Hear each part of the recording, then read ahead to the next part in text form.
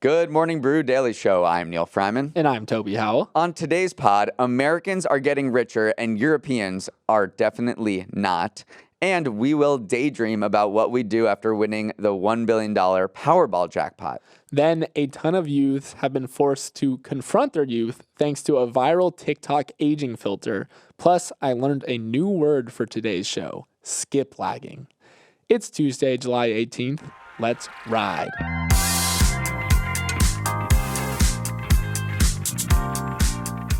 All right, Neil, I just want to take a minute at the top of our show to tell everyone about a new show that Morning Brew just launched called the Our Future Pod. It comes courtesy of Michael and Simi, two fellas fresh out of college that make me seem old. They sold their media company to Morning Brew earlier this year and have generally just been crushing it. While MBD brings you the news, their podcast takes a more entrepreneurial focus and brings you stories from the next generation of business builders, like a 16-year-old who takes meetings with VCs from a bathroom at his high school, or two Gen Z women who raised $20 million to change how you plan parties. So if you've got that entrepreneurial streak in you or have ever thought about starting a company, I definitely recommend you check out the Our Future Pod. And hey, if you listen and enjoy it, leave them a review and tell them that MBD sent you. Yeah, those guys are super impressive. And obviously the people they profile, I'm like... Crazy. I was like, what was I doing in high school? school Certainly not pitching VCs. Skipping school and not doing anything particularly productive, but now we are. Let's get to the news. So every leadership book will tell you that you got to celebrate the wins as much as learn from the losses. So I want to start off today by handing the game ball to Americans who somehow are still more flush with cash than before the pandemic. Americans have about 10 to 15% more in their bank accounts now than pre-COVID in 2019, according to a new JP Morgan Chase Institute analysis. That's despite spending $5 for a gallon of gas and $10 for a dozen eggs last year when inflation soared to its highest level in decades. Speaking of inflation, American paychecks have been rising faster than inflation for 4 straight months, ending a long run of declining purchasing power. Average hourly wages are up 4.4% in the past year compared to 3% inflation. Overall, these new data points help us understand one of the economy's biggest mysteries, which is why hasn't the U.S. gone into a recession even as inflation soared and the Fed hiked up interest rates for 10 straight times? It's because households are still feeling pretty good when they check their bank account balance and they keep on spending. I know. It is the great mystery of the last 3 years. We keep saying, like, how is this happening? But I think the big number in there, too, is that people are still shopping and people still want to shop. So consumer sentiment is at an almost 2-year high this past month. So people are spending their money. So you do see those median account balances dropping a little bit. So they're down more than 41% since their peak in April 2021. But again, it's all about perspective. They're still up from 2019. So it has been interesting. Like, we were looking at all these graphs and you see it. A huge spike. Yeah, huge spike from the stimulus checks, from all the money that was infused into our personal bank accounts. And then we have been spending it, but it still remains elevated and looks like it's like leveling off a little bit. I think people forget just how big this stimulus package was. I think the U.S. government spent $5 trillion on government and individuals in making us, flush with cash during the worst of the pandemic. And we've just kind of rode that for many years now. We still haven't depleted it. And it's keeping the economy going even as inflation soared and the Fed hiked interest rates. So, I think economists are still pretty surprised that we haven't completely depleted those stimmies yet or gone below. And so it's just a testament to the American consumer feeling pretty good. Yeah. And then actually a great kind of thing to compare it to is Europe, which another article came out just kind of roasting Europe. And one of the major differences is that annual wages have fallen in Germany, Spain, France, Italy, UK since 2019. So that's like a big difference that you see between the US and Europe. And then also, if we go back to those stimmy checks, the US took the approach of we're going to infuse our consumers and the average citizen with money, while Europe kind of directed most of their stimulus efforts at employers. And so normal people were left with no money in their bank account. So we're seeing like this tale of two approaches, and it's really you're seeing the second order effects a couple years later, and it looks like the U.S. took a better approach. It definitely seems like the U.S. COVID response was better than Europe's. But this article from the Wall Street Journal was roasting Europe. It was a bloodbath. But it did provide some remarkable stats about how the U.S. and Europe were kind of at the same level 15, 20 years ago, and then Europe's trajectory has been either stagnation or decline, and Americans have been we've been doing okay. I mean, obviously there have been some bumps in the road. We caused a huge economic crisis in 2008, but overall, like, the U.S. is doing pretty well. I mean, there's this one stat where basically 15 years ago, the EU and the U.S. were tied at 25% for all global consumption spending. Now America is up to 28%, and Europe has declined to 18%. Yeah. And this article from the Wall Street Journal basically argues that it's because Europe doesn't love to work, and they're just kind of an older population that values their leisure time, values their free time, and Americans are maybe a little more industrious. Yeah. And that's the argument they posed. I know, not mine. Also, they did say that the Eurozone relies on exports for 50% of their GDP, compared to just 10% for America. And that's a problem because one of the major places that Europe exports to is China. Yeah. And China has actually not reemerged from COVID, again, as strongly as the US has. So again, you're seeing like these second order effects of globalization and how, Europe relies a lot on exports. And if their main buyer isn't buying, then things are going to stagnate a little bit. Who needs a macroeconomic class when you just need MBD? But our victory lap might be coming to a close because a bunch of the pandemic stimulus measures that are still remaining, there are only a few of them, but they're about to expire kind of all at the same time in September and October. Obviously, the student loan payments, you're going to have to restart paying those. There's billions in childcare funding that's going to disappear. Work requirements for food stamps are going to come back. So there's this kind of triple whammy of the final remnants of the COVID stimulus packages are going to go away in the fall. And that might be, I mean, we mentioned that there's still 10 to 15% balances are still 10 to 15% higher now than in 2019. Maybe that gap will close by the fall, which wouldn't be a terrible thing for the Fed, which wants to see inflation come back down to 2%. Yeah, student loans, that's the Jaws music that you're hearing in the background for sure. All right, Neil. Our next story, you're going to get a big-time Science Toby roundup. So there's been a ton of movement on the battle against Alzheimer's this week. First and foremost, a new drug from Eli Lilly called donanemab just wrapped up a global trial that found it slowed cognitive decline, sometimes by up to 40% in some patients. Now, this isn't a cure for Alzheimer's, but slowing the progression of the disease is something scientists have been after for years, and it looks like we're making some progress. So how does this new class of drugs work? Well, one of the key markers of Alzheimer's in the brain is a protein called amyloid, which researchers often refer to as some sort of brain plaque. So just as plaque on your teeth leads to degradation, so does this amyloid protein. So donanemab is kind of like a dentist recommending a new powerful toothpaste that over time brings those levels of plaque down. And this new study shows that donanemab is really, really good at it. It slows the pace of the disease by around 20 to 30% overall, and by 30 to 40% in a set of patients who researchers thought were more likely to respond to it. So Eli Lilly, the maker of the drug, has filed an application for FDA approval.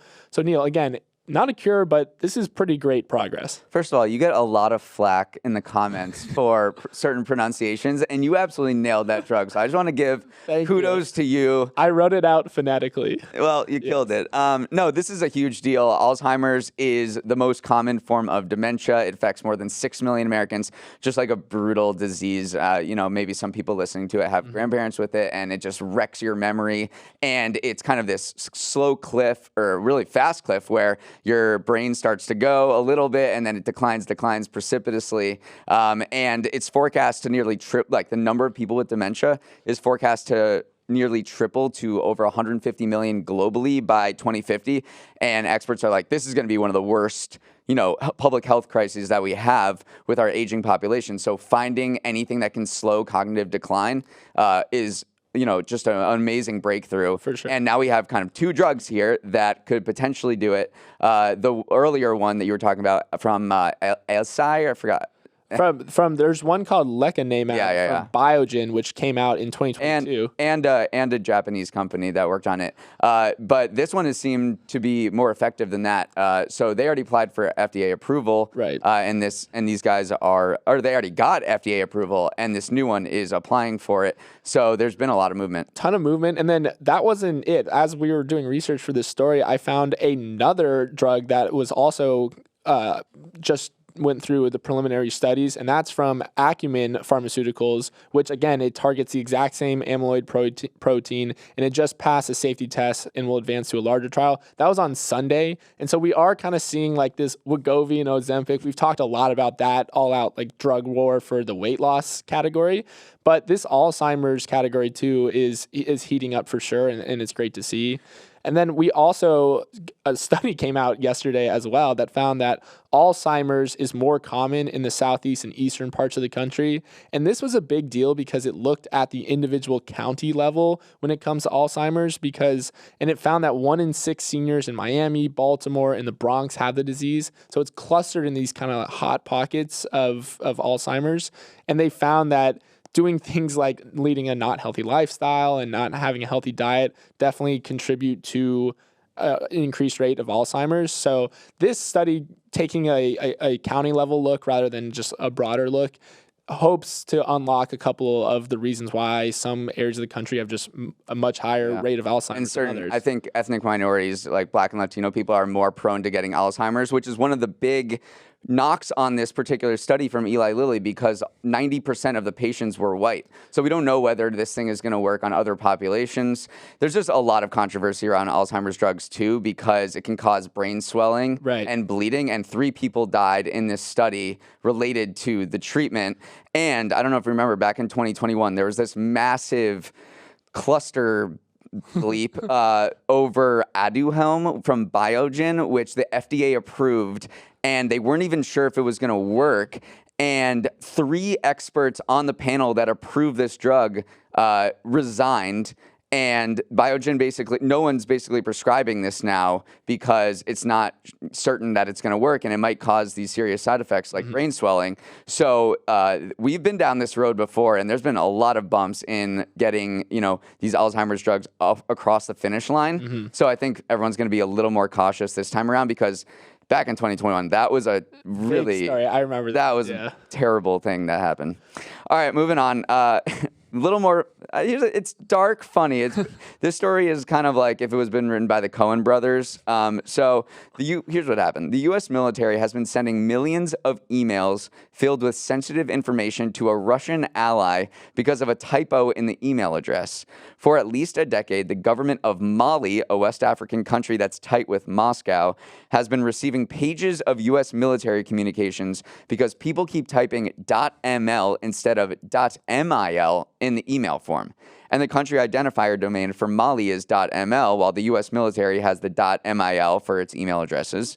It's super cringy, but also a major national security risk.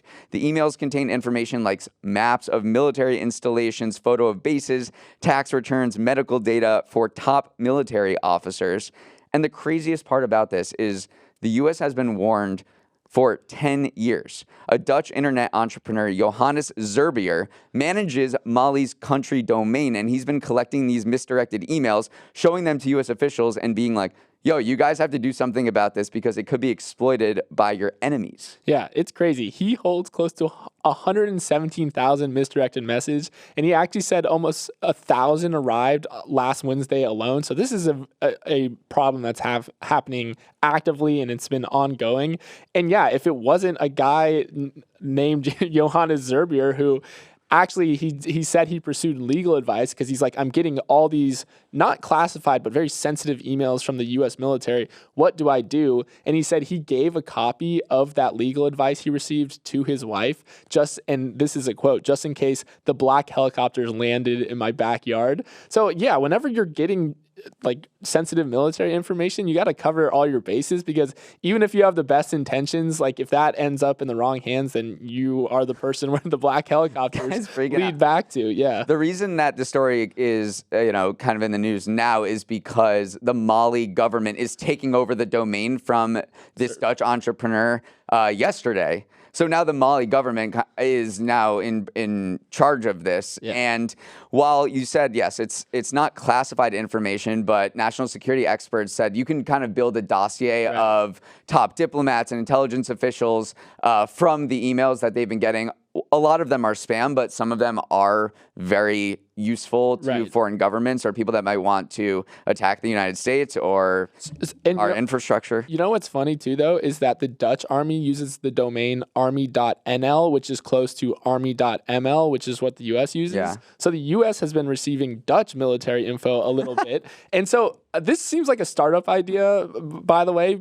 How has no one ensured that these emails can't be like fraudulently sent back and forth or just mistakenly sent back and forth between military domains? Like, let's launch it, Neil. Humans make so many errors. I know. We're all like, oh, ChatGPT makes so many mistakes and self-driving cars get stuck at intersections. We're still the worst. We're worse. Yeah, absolutely. Okay, Neil, before we jump into the next story, we're going to take a quick break. All right, Neil, we are back with another edition of Toby's Trends, where I, a young and vivacious Gen Zer, educate you, a wise and erudite millennial, on what the youths are up to these days.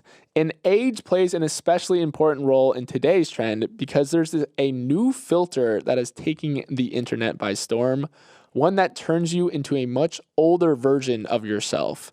The so-called age filter on TikTok is, for lack of a better word, freaking people the heck out. The filter shows your current self besides an AI-generated version of yourself looking way older. And honestly, the reactions from people have been split into two groups.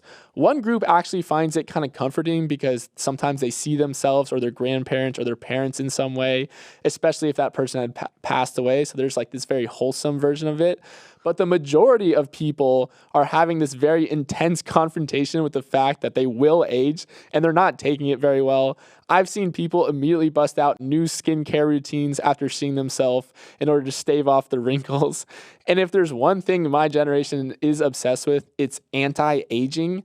The age filter has 288 million views so far on TikTok, but the anti-aging hashtag, which is mostly filled with skincare tips, Botox routines, and like microneedling, has 5.6 billion views. Yeah. Neil, we are very scared of aging.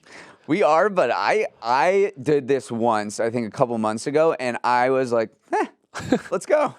I kind of liked it. I like knowing what maybe I'll look like, but also it's the question of, am I actually going to look like that or am I not? And it is, I do think like seeing your relatives in your parents or your uncles or your grandparents in yourself is just gives you a fuzzy feeling a little bit. But I mean, I did it and we're tossing it up on the monitor right now. I don't look like anyone. It's actually a rough. That one's pretty rough. I didn't do myself any favors with the angle or anything like that. But again, if you guys want to see what I look like with the aging filter on, tune into the YouTube channel today. But I do just want to zoom out a little bit because there is this level of hyper awareness around how we look these days. I mean, if you think about it, we're constantly looking at ourselves online, on Zoom calls, to taking selfies, to making TikToks.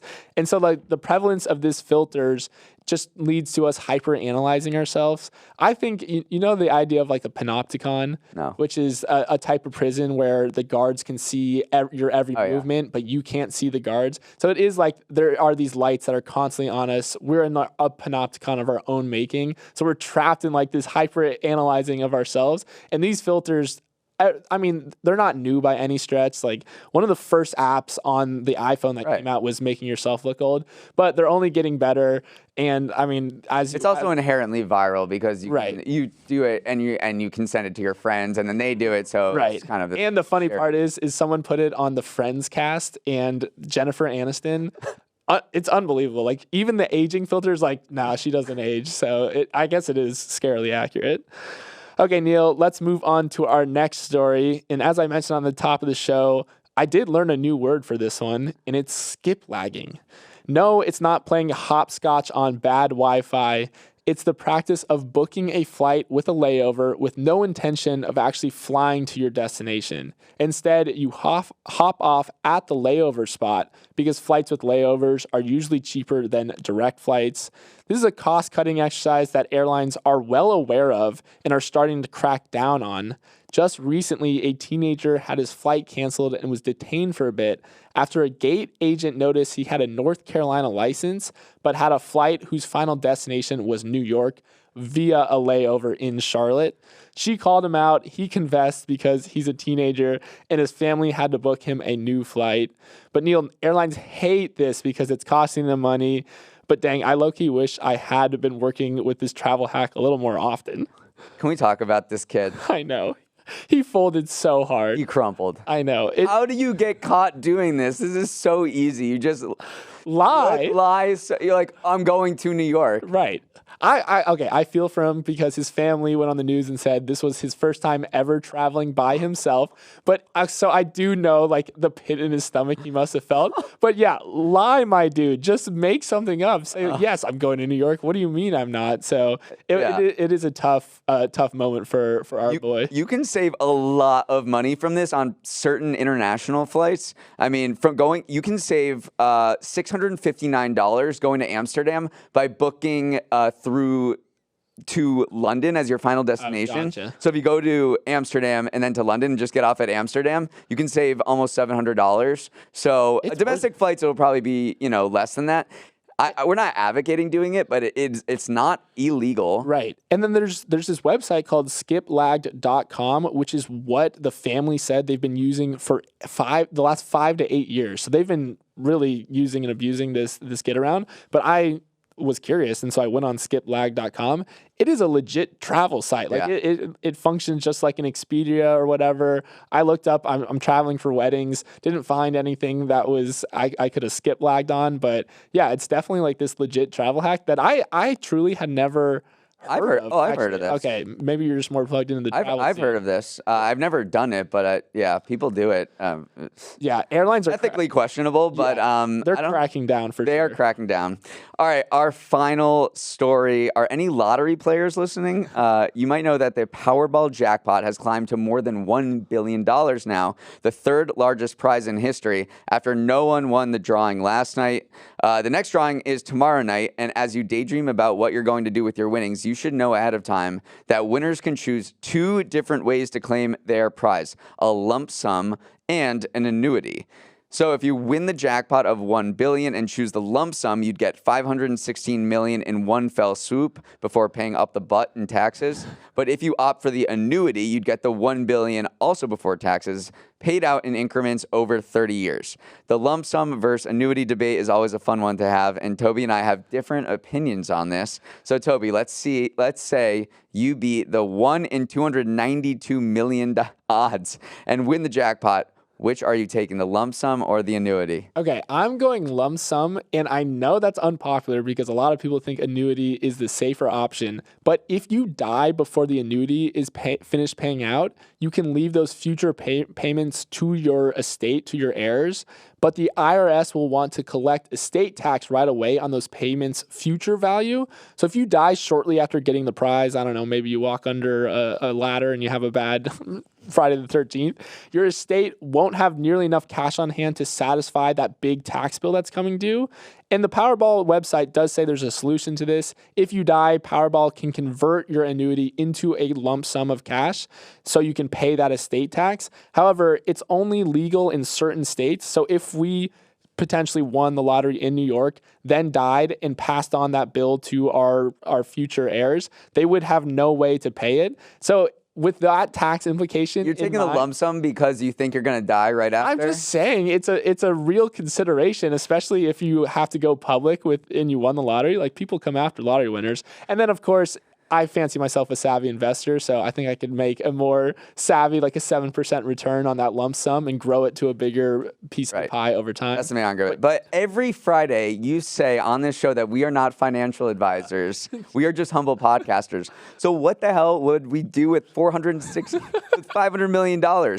What terrible financial decisions would we make? So many. There's a good chance if we cash this check, we might see a guy, maybe his name is Sam Bankman-Fried or something, and he's touting the future of finance with this crypto company. And we say, Sam, here's a $50 million check. No worries. I feel like that could happen many times. So that's why, to protect you from yourself, you should always take the annuity. Yeah. You get guaranteed millions coming in every single year. It goes up with inflation. You have more flexible tax situation on the back end. I mean, every July 1st, we celebrate the GOAT of annuities, which is Bobby Bonilla, this former Mets player who hasn't played in more than 20 years, but still collects a check of more than $1 million because he declined the lump sum initially and now gets paid out. And we think he's this amazing financial guru, so we should follow in his footsteps. I know. I do love this debate, though, because it is fun to think about. Everyone has done this at one point. Like, what would you do if you won the lottery? So mine would be, let's buy some domains, that military domains, squat on those, and then sell them back to the countries. That's the next. You want to just make more money? Yeah.